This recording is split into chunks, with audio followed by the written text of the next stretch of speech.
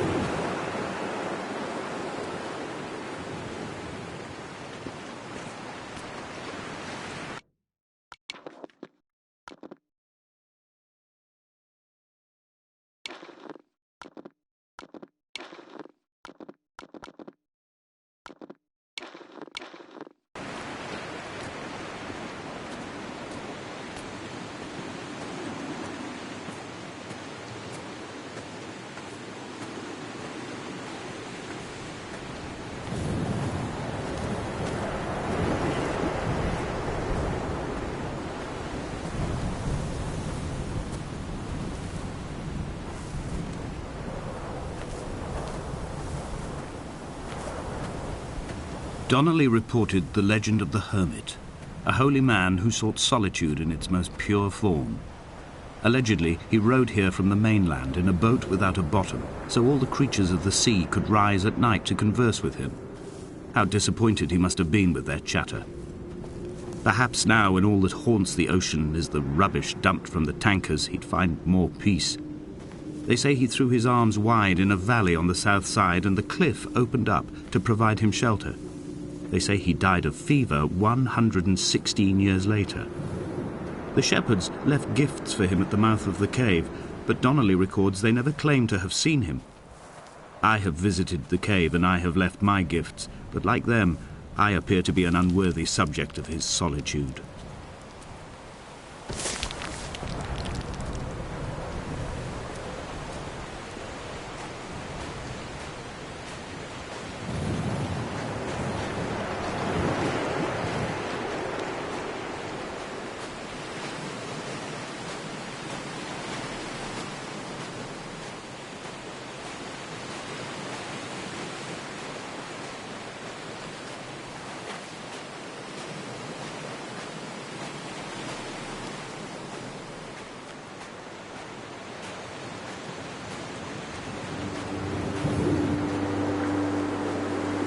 At night, you can see the lights sometimes from a passing tanker or trawler.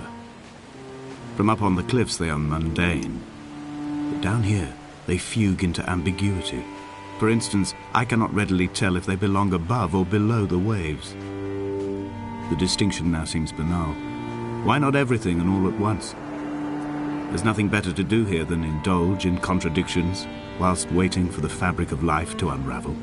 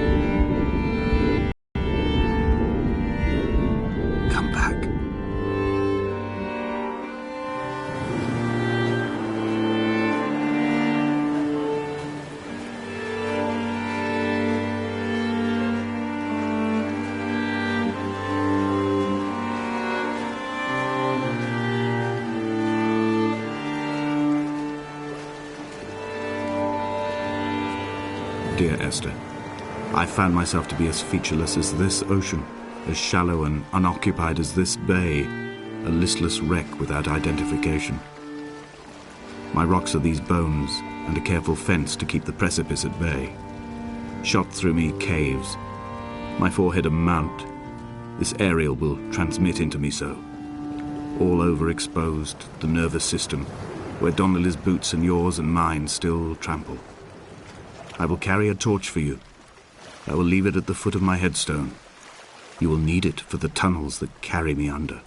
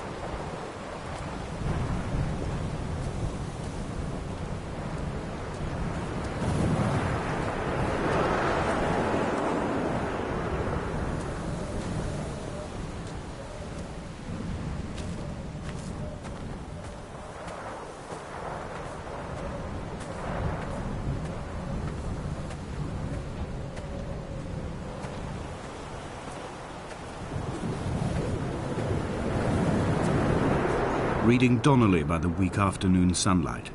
He landed on the south side of the island, followed the path to the bay and climbed the mount.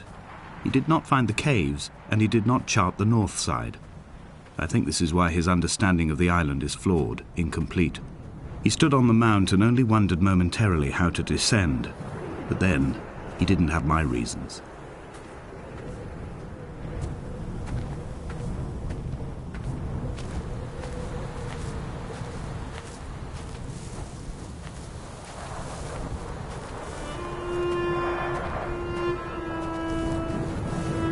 When someone had died or was dying, or was so ill they gave up what little hope they could sacrifice, they cut parallel lines into the cliff, exposing the white chalk beneath.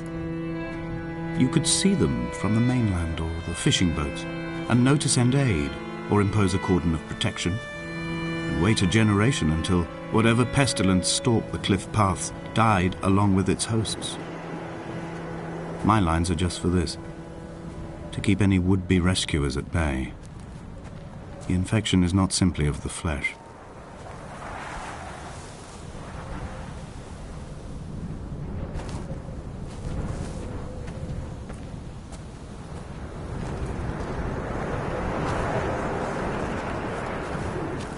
I quote directly, "A motley lot with little to recommend them. I have now spent 3 days in their company. That is, I fear, enough for any man not born amongst them. Despite their tedious inclination to quote scripture, they seem to me the most God-forsaken of all the inhabitants of the outer isles. Indeed, in this case, the very gravity of that term, forsaken by God, seems to find its very apex. It appears to me that Donnelly, too, found those who wander this shoreline to be adrift from any chance of redemption. Did he include himself in that, I wonder?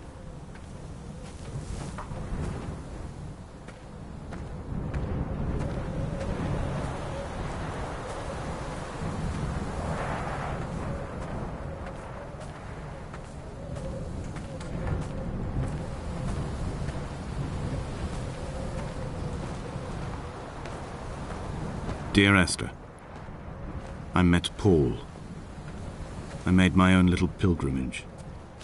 My Damascus, a small semi-detached on the outskirts of Wolverhampton. We drank coffee in his kitchen and tried to connect to one another. Although he knew I hadn't come in search of an apology, reason or retribution, he still spiraled in panic, thrown high and lucid by his own dented bonnet. Responsibility had made him old. Like us, he'd already passed beyond any conceivable boundary of life.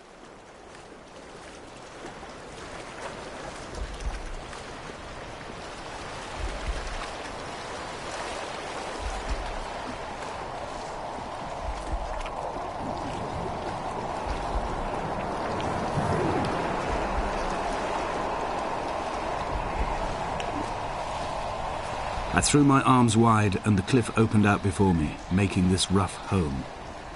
I transferred my belongings from the bothy on the mount and tried to live here instead.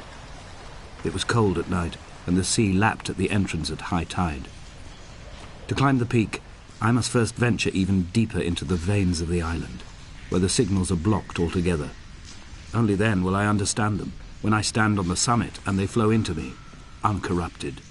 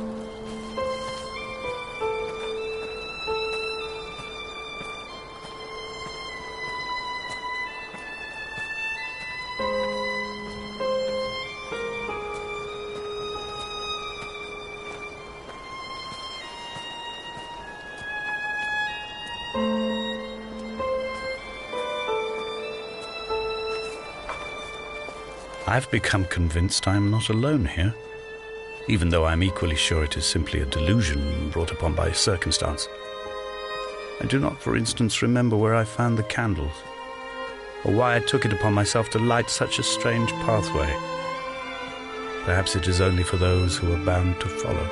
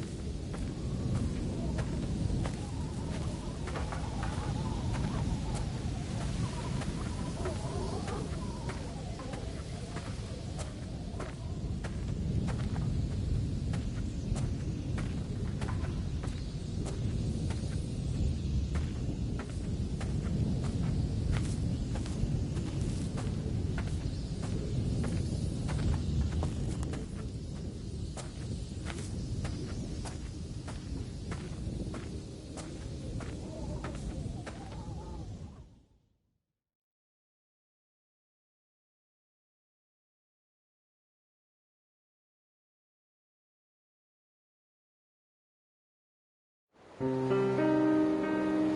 Esther, I have now driven the stretch of the M5 between Exeter and Bristol over 21 times. But although I have all the reports and all the witnesses, and have cross-referenced them within a millimetre using my ordnance survey maps, I simply cannot find the location. You'd think there would be marks to serve as some evidence. It's somewhere between the turn-off for Sanford and the welcome brake services, but although I can always see it in my rear-view mirror, I have as yet been unable to pull ashore.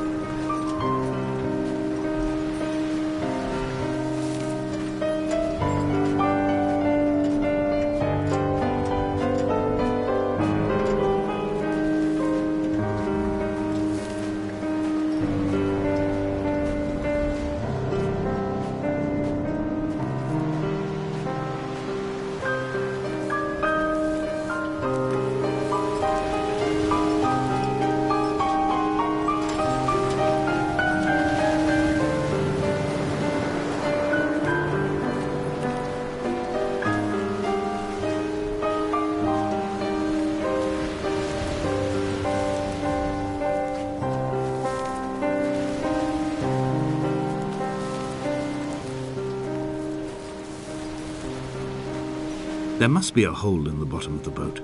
How else could new hermits have arrived?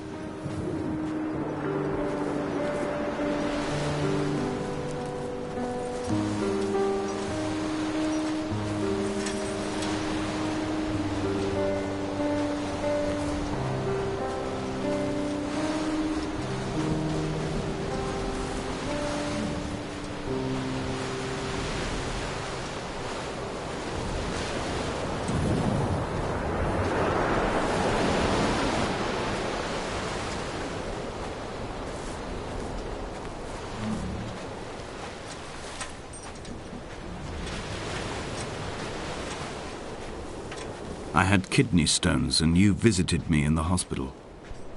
After the operation, when I was still half submerged in anesthetic, your outline and your speech both blurred. Now my stones have grown into an island and made their escape, and you have been rendered opaque by the car of a drunk.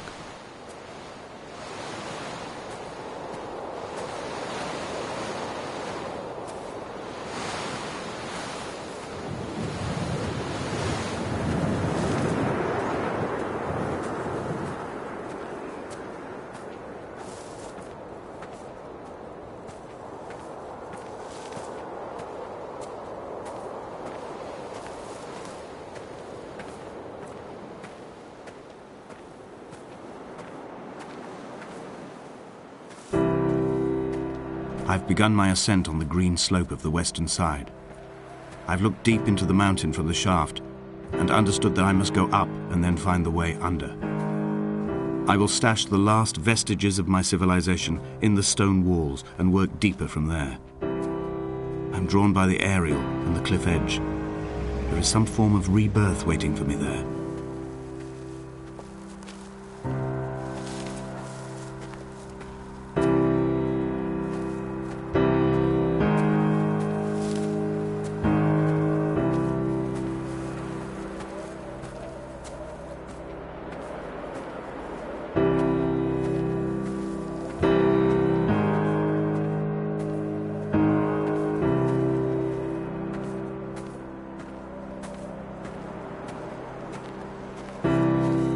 The bothy was constructed originally in the early 1700s. By then, shepherding had formalized into a career. The first habitual shepherd was a man called Jakobsen, from a lineage of migratory Scandinavians. He was not considered a man of breeding by the mainlanders. He came here every summer whilst building the bothy, hoping eventually that becoming a man of property would secure him a wife and a lineage. Donnelly records that it did not work. He caught some disease from his malcontented goats and died 2 years after completing it. There was no one to carve white lines into the cliff for him either.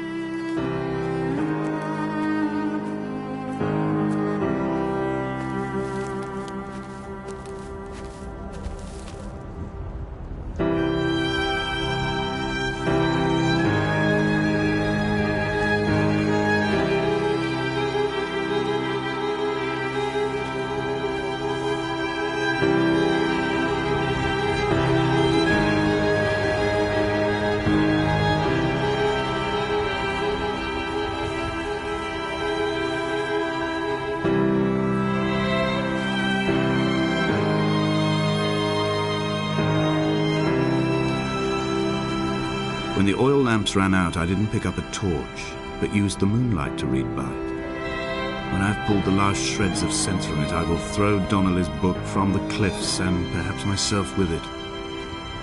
Maybe it will wash back up through the caves and erupt from the spring when the rain comes, making its return to the hermit's cave. Perhaps it will be back on the table when I wake. I think I may have thrown it into the sea several times before.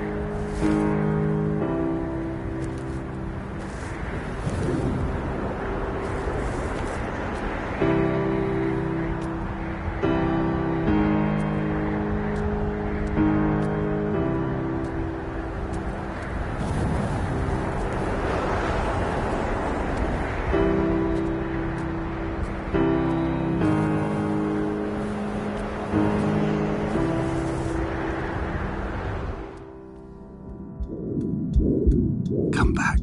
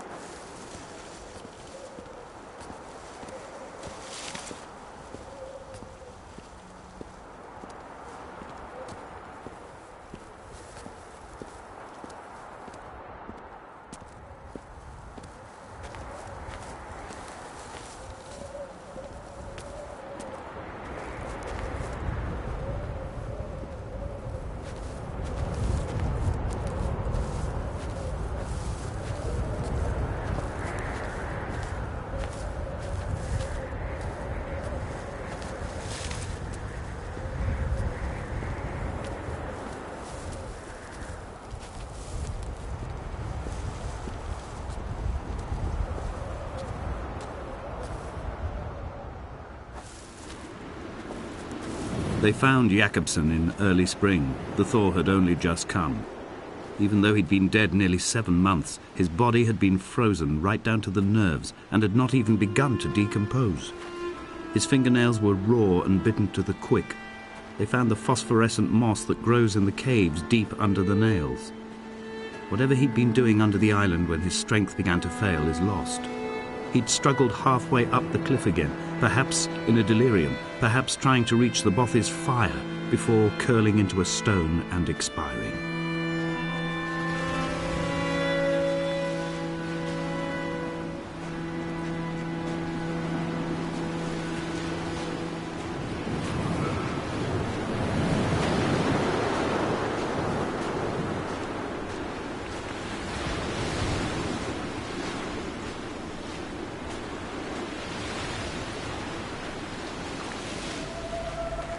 Climbing down to the caves, I slipped and fell and have injured my leg. I think the femur is broken. It is clearly infected. The skin has turned a bright, tight pink, and the pain is crashing in on waves, winter tides against my shoreline, drowning out the ache of my stones. I struggled back to the Bothy to rest, but it has become clear that there is only one way this is likely to end. The medical supplies I looted from the trawler have suddenly found their purpose. They will keep me lucid for my final ascent.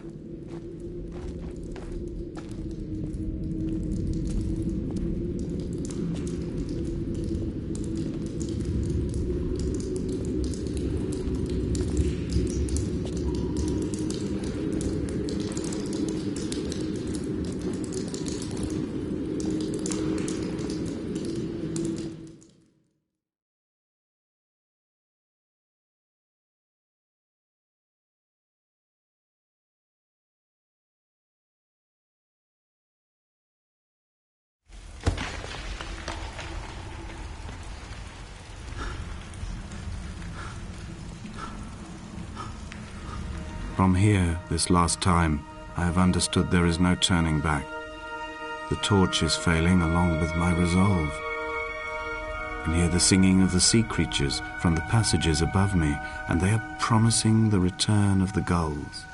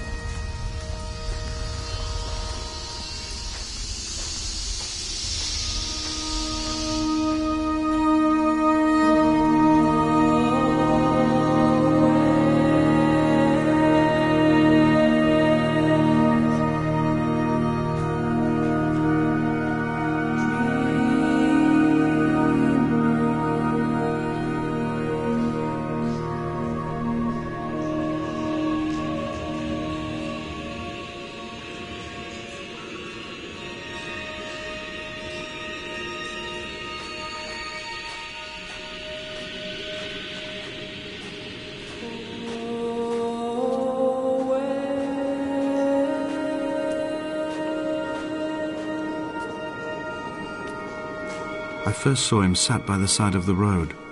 I was waiting for you to be cut out of the wreckage. The car looked like it had been dropped from a great height. The guts of the engine spilled over the tarmac, like water underground.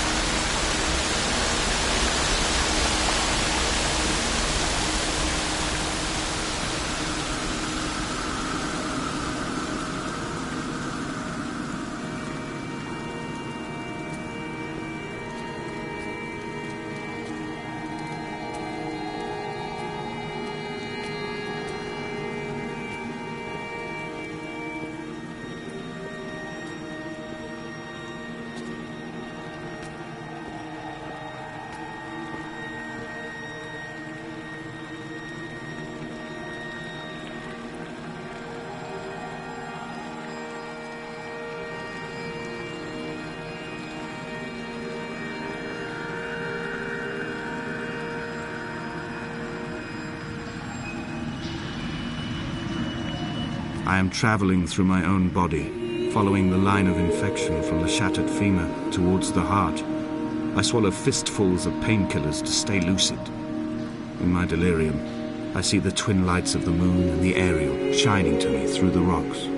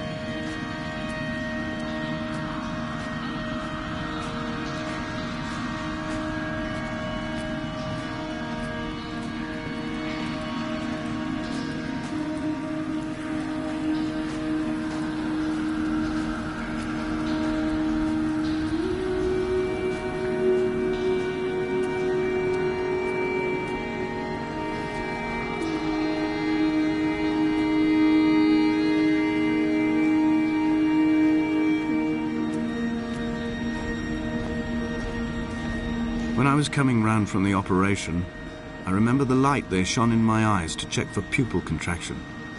It was like staring up at a moonlit sky from the bottom of a well. People moved at the summit, but I could not tell if you were one of them.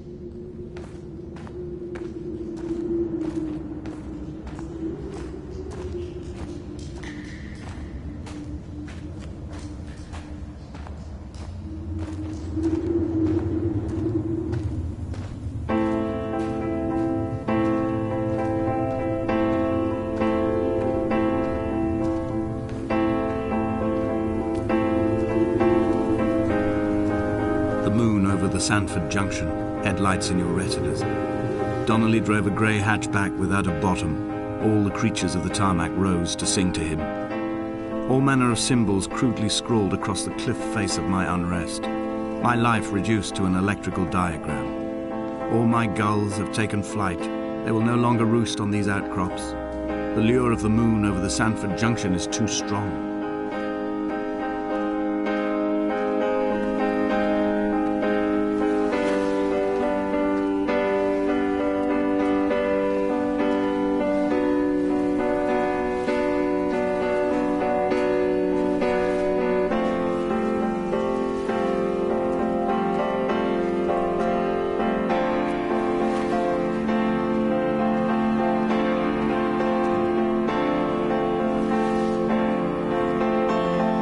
Dear Esther, I find each step harder and heavier.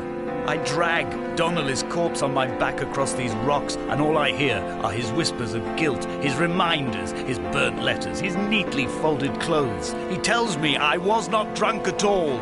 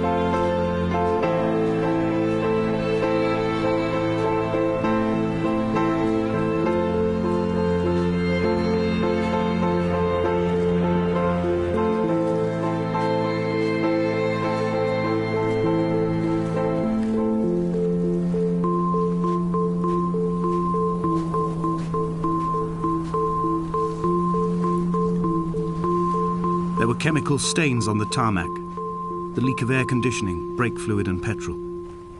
He kept sniffing at his fingers as he sat by the roadside, waiting as if he couldn't quite understand or recognize their smell. He said he'd been travelling back from a sales conference in Exeter. He'd stopped for farewell drinks earlier, but had kept a careful eye on his intake. You could hear the sirens above the idling traffic.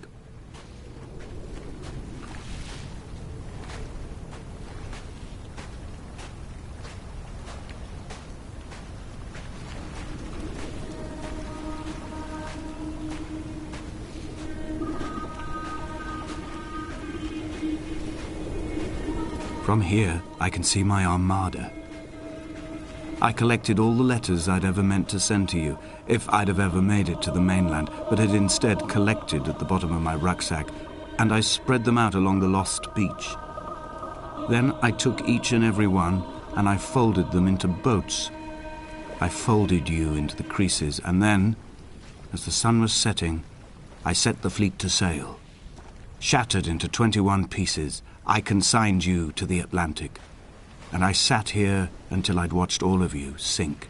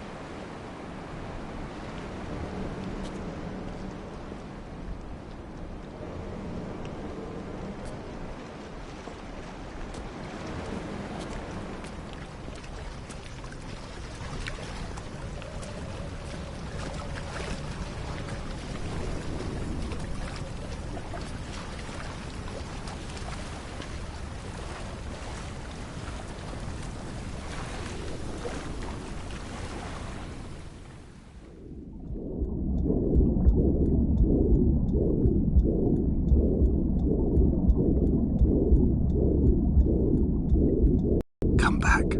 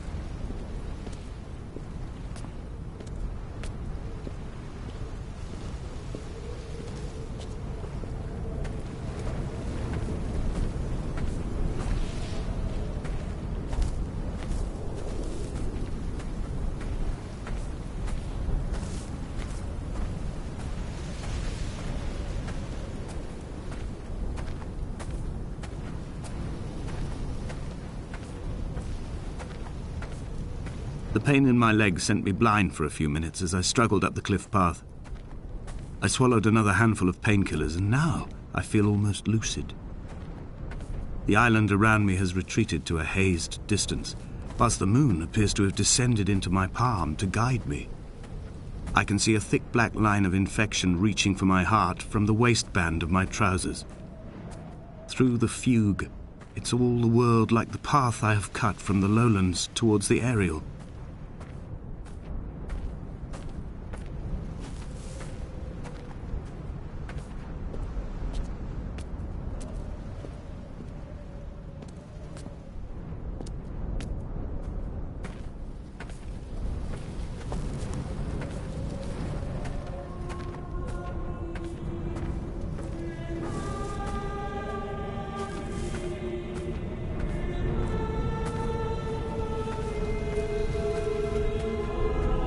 I've begun my voyage in a paper boat without a bottom. I will fly to the moon in it. I've been folded along a crease in time, a weakness in the sheet of life. Now you've settled on the opposite side of the paper to me.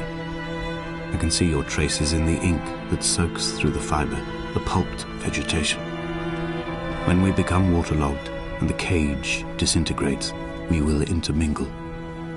When this paper aeroplane leaves the cliff edge and carves parallel vapor trails in the dark, we will come together.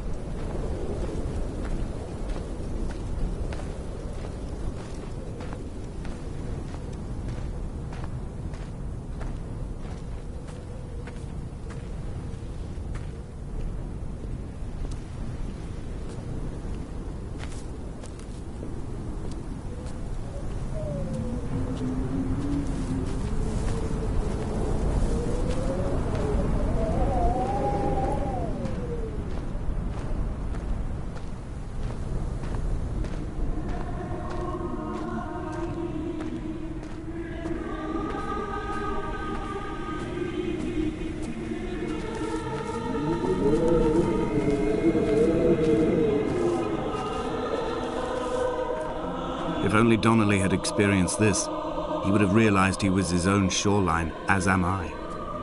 Just as I am becoming this island, so he became his syphilis, retreating into the burning synapses, the stones, the infection.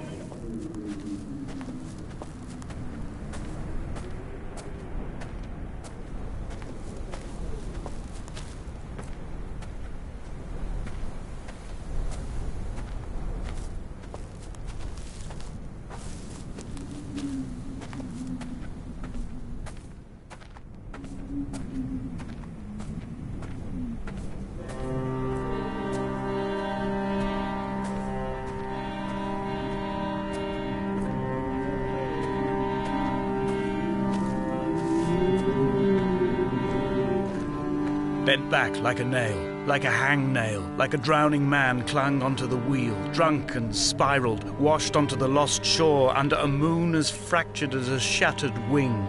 We cleave, we are flight and suspended, these wretched painkillers, this form inconstant. I will take flight, I will take flight.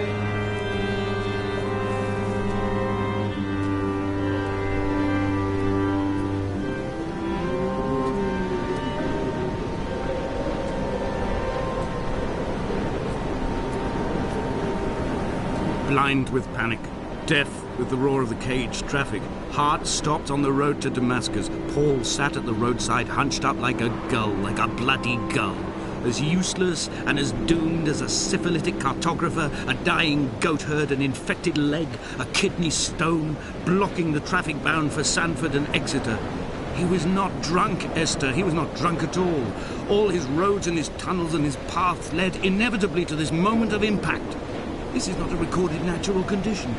He should not be sat there with his chemicals and his circuit diagrams. He should not be sat there at all.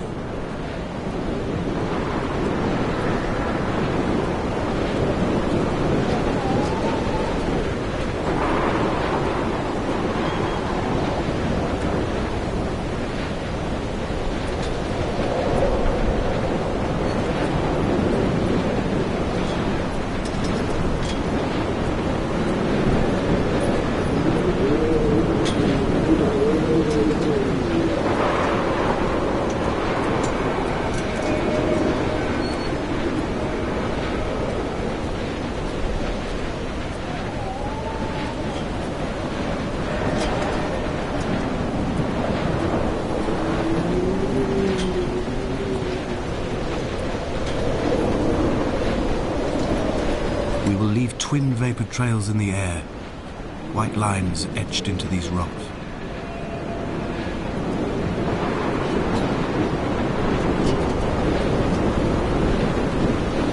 Dear Esther, I have burnt my belongings, my books, this death certificate. Mine will be written all across this island. Who was Jakobsen? Who remembers him? Donnelly has written of him, but who was Donnelly? Who remembers him? I have painted, carved, hewn, scored into this space all that I could draw from him. There will be another to these shores to remember me. I will rise from the ocean like an island without bottom, come together like a stone, become an aerial, a beacon that they will not forget you. We've always been drawn here. One day the gulls will return and nest in our bones and our history. I will look to my left and see Esther Donnelly flying beside me. I will look to my right and see Paul Jakobsen flying beside me. They will leave white lines carved into the air to reach the mainland, where help will be sent.